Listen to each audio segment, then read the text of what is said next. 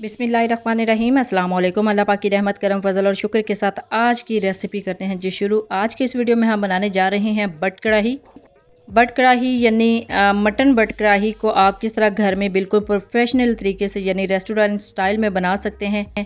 और आज के इस वीडियो में मैं टोटली इसके अंदर जो रेस्टोरेंट स्टाइल वाले टिप्स एंड ट्रिक्स यूज़ करते हैं इसको बनाने के लिए वो आपके साथ शेयर करूंगी। और ऐसा क्या अज्जा इसके अंदर यूज़ करते हैं कि इसका जो टेस्ट है ना वो डबल नहीं बल्कि ट्रिपल हो जाता है। और आपको पता है कि बट कढ़ाई इस वक्त पूरे पाकिस्तान की फेमस तरीन रेसिपी है। लोग स्पेशली बट कढ़ाई खाने के लिए रेस्टोरेंट का और होटल्स का रुख करते हैं। आप किस तरह इसको आसानी के साथ घर में बना सकते हैं वो सारी टिप्स आपके साथ शेयर करूंगी आज की इस वीडियो में। तो चलते हैं जी तैयारी की तरफ। बिस्मिल्लाहिर्रहमानिर्रहीम। यहाँ पे ले लिया है जी मैंने 1.5 किलो मटन यानी बकरे का गोश्त। आप चाहें तो चिकन के साथ भी इसको बना सकते हैं, लेकिन मैं यहाँ पे मटन बट कढ़ाई बना रही हूँ।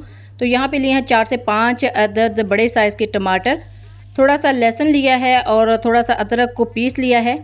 2 बड़ी साइज़ के प्याज लिए हैं, उनको भी चॉप करके रख लिया है। तो ये अभी अज्जा हैं जो जाएंगे इसको टेंडर करने के लिए। तो टेंडर करने के लिए यहाँ पे मैं यूज़ करूँगी जी प्रेशर कुकर का। आप चाहें तो कढ़ाई के अंदर भी इसको बना सकते हैं, लेकिन प्रेशर कुकर में बहुत जल्दी ये टेंडर हो जाता है। तो ऐड करते हैं जी इसके अंदर बिस्मिल्लाहिर्रहमानिर्रहीम मटन, और साथ ही सारे अज्जा 1 बाय 1 करके इसके अंदर ऐड करेंगे। ये देखिए जी ये प्याज हैं, फिर ये टमाटर हैं। अभी इनका छिलका रिमूव नहीं किया। जैसे ही हमारा जो मटन है ना वो टेंडर हो जाएगा तो छिलका भी इजीली रिमूव कर लेंगे। और बाकी अज़ा भी इसके अंदर ऐड कर लिए हैं और अब इसको करना है जी अच्छे से मिक्स। लेकिन मिक्स करने से पहले इसके अंदर खुश्क मसाला जा जाएंगे। तकरीबन 1 टेबल स्पून नमक, 1 टीस्पून इसके अंदर जाएगा जी सुर्ख मिर्च का पाउडर, और ½ टीस्पून इसके अंदर जाएगा जी हल्दी पाउडर, और 1 गिलास पानी इसके अंदर मैं अभी ऐड कर रही हूँ। आप चाहें तो थोड़ा सा कम पानी यूज़ कर लीजिएगा। और अच्छे से इसको मिक्स करना है ताकि ये जो सारी चीज़ें ना अच्छे से यकजान हो जाएं।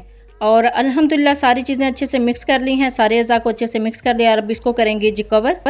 अब इसको अच्छे से कवर करने के बाद इसके ऊपर विसल रख देंगे यानी सीटी रख देंगे, और इसको रखेंगे जी चूल्हे के ऊपर। और इसको हमने अब कितनी देर तक पकाना है, 3 से 5 मिनट लगे थे विसल को स्टार्ट होने में, और 12 मिनट अच्छे से इसको कुक किया है। ये देखिए जी टमाटर भी अच्छे से सॉफ्ट हो गए हैं। अब छिलका रिमूव करना बहुत आसान है। मैं आपके सामने अभी छिलका रिमूव करती हूँ। ये देखें एक टोंग की मदद से मैं छिलका उतार रही हूँ। तो देखिए कितनी आसानी के साथ छिलका रिमूव हो रहा है। ज़रूरी नहीं कि आप छील के डालें, आप ऐसे भी डाल सकते हैं और बाद में इस तरह छिलका रिमूव कर सकते हैं। अब यहाँ पे प्रेशर कुकर का काम ख़त्म हो गया है। यहाँ पे ले लिया है मैंने कढ़ाई। कढ़ाई के अंदर सारे मटन को डाल लेते हैं। अभी करना है पानी को खुश्क और इसकी करनी है बुनाई। तकरीबन 5 से 6 मिनट लगेंगे इसके पानी को खुश्क होने में। जैसे ही पानी थोड़ा सा खुश्क हो जाएगा इसके अंदर ऐड करेंगे जी मक्खन। अब मक्खन जो है ना इस रेसिपी की जान है। रेस्टोरेंट स्टाइल में जब आप इसको बनाते हैं रेस्टोरेंट वाले भी और होटल्स वाले भी मक्खन ज़रूर यूज़ करते हैं। मक्खन ऐड करने के बाद 2 टेबल स्पून इसके अंदर जाएगा जी कुकिंग ऑयल, क्योंकि अगर आप जस्ट मक्खन ऐड करेंगे तो ये ब्लैक की तरफ चली जाएगी यानी काली हो जाएगी कढ़ाई हमारी। तो हमने इसके कलर को भी मेंटेन रखना है। तो 2 टेबल स्पून यहाँ पे मैंने कुकिंग ऑयल डाल लिया है और अच्छे से मिक्स करना है। देखिए पानी अच्छे से खुश्क हो रहा है। तो अब तीसरी चीज़ इसके अंदर जाएगी जी 2 टेबल स्पून घी। ये तीनों चीज़ें आपने इसके अंदर ज़रूर ऐड करनी है, यानी आप जस्ट घी या कुकिंग ऑयल से इसको नहीं बना सकते, मक्खन भी डालना ज़रूरी है। और अब इसके अंदर जाएगा जी काली मिर्च का पाउडर 1 टीस्पून, और यहाँ पे धनिया पाउडर तकरीबन 1.5 टीस्पून मैंने इसके अंदर धनिया पाउडर डाला है। पानी बिल्कुल खुश्क होने पे आ गया है। जैसे ही इसका पानी थोड़ा सा खुश्क हो जाए इसके अंदर जाएगी जी ½ कप दही। इसको मैंने अच्छे से फेंट लिया था, लेकिन आपने यहाँ पे जो फ्लेम है ना बिल्कुल दम वाली कर देनी है, क्योंकि तेज़ आंच पर अगर आप दही ऐड करेंगे ना तो उसके अंदर लम्स बन जाएंगे। गुठलियाँ हमने नहीं बनानी, हमने बिल्कुल सॉफ्ट सी ग्रेवी बनानी है। तो उसके लिए सबसे बड़ी टिप यही है कि जब आप इसको दम वाली आंच पे करेंगे तो उस वक्त आपने दही ऐड करनी है ताकि हल्की आंच पे अच्छे से मिक्स हो जाए। अब ये देखिए पानी थोड़ा सा रह गया है तो इसके अंदर मैंने सब्ज़ मिर्चें ऐड कर दी हैं। इस स्टेज पे अगर आप सब्ज़ मिर्चें ऐड करेंगे तो इसका क्रंच, इसका अरोमा बहुत ही अच्छा इस कढ़ाई के अंदर आएगा। अब पानी खुश्क होने के लिए रख दिया है, वेट कर रहे हैं थोड़ा सा पानी खुश्क होने का। तो उतनी देर में मैं रायता तैयार करूँगी। यहाँ पर मैंने दही को अच्छे से फेंट लिया है। यहाँ पर 2 कप मैंने दही ली है, उसको अच्छे से फेंट लिया है।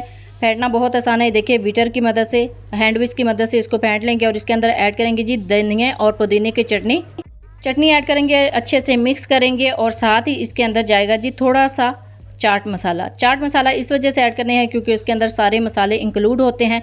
तो उससे जो टेस्ट है ना इस रायते का वो डबल नहीं बल्कि ट्रिपल हो जाता है। थोड़ा सा डाला है, ज़्यादा नहीं डाला। हमने जस्ट इसका जो टेस्ट है उसको मेंटेन रखना है, इसी वजह से थोड़ी मिकदार में आपने चाट मसाला ऐड करना है। तो अल्हम्दुलिल्लाह रायता बिल्कुल रेडी हो चुका है। अब चलते हैं जी अपने बट कढ़ाई की तरफ। ये देखिए पानी ऑलमोस्ट खुश्क हो चुका है। मैंने आपके सामने ढक्कन उठाया है और घी और मक्खन और जो कुकिंग ऑयल था वो तकरीबन सारी चीज़ें अलग हो चुकी हैं। और इतनी सी ग्रेवी हमने रखनी है क्योंकि हमने इसको सर्व करना है नान के साथ।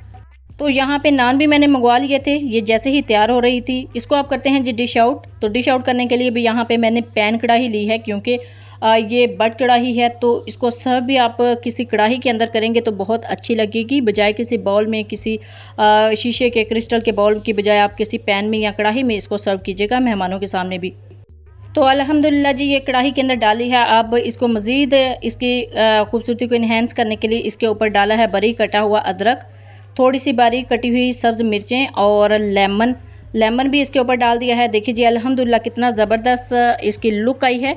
और इसको सर्व किया है जी नान के साथ। तंदूरी नान भी इसके साथ ही सर्व कर लिए थे और इसके साथ सैलड कटिंग करके रख लिया है और साथ में रायता भी आपके सामने अभी फ्रेश तैयार किया है। तो ये देखिए जी रेस्टोरेंट स्टाइल, होटल स्टाइल यानी ढाबा स्टाइल ये सारी एक हमारी रेसिपी बिल्कुल रेडी हो गई है। तो ज़रूरी नहीं है कि आप रेस्टोरेंट में जाके, किसी होटल में जाकर या ढाबों पे जाके इस तरह की रेसिपीज़ को ट्राई करें। आप घर में भी बना सकते हैं। बनाना बहुत ही आसान है, बिल्कुल सिंपल वे में मैंने आपके सामने बनाई है। लेकिन जो जो टिप्स मैंने आपके साथ शेयर किया आपने भी उन्हीं टिप्स के साथ इसको बनाना है, यानी मक्खन, घी और cooking oil at a time सारी चीज़ें यूज़ करनी है।